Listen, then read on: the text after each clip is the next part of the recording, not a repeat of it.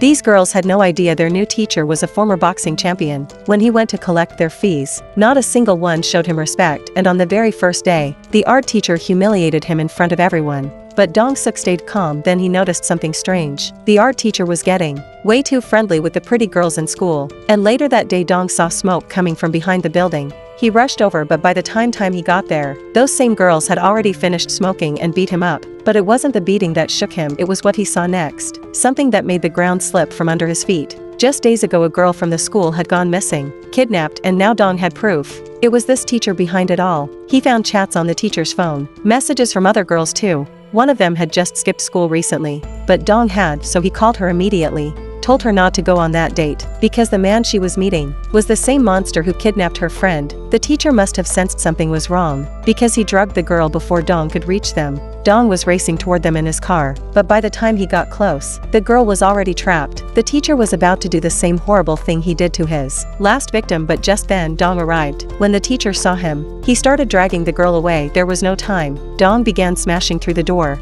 and with his massive strength the door gave way. He burst in and took the teacher down. When he asked where the first girl was, the teacher pretended to know nothing. So Dong reported everything to the police, but what he didn't know was that the teacher was the son of a powerful politician. The cops didn't just ignore him, they yelled at him and kicked him out. And the next day it got worse. Dong was fired from his job. Turns out the school was also owned by the same politician. Heartbroken, he walked away, but fate had more horror in store. The girl who was kidnapped just days ago, her dead body was found under a bridge. That's when Dong made up his mind. He was going to avenge his student. He had no job now, so whatever happens next, he didn't care. The next day, when that bastard was heading home, Dong deliberately crashed his car straight into him. But even after the crash the old man survived. That was it. Dong had had enough.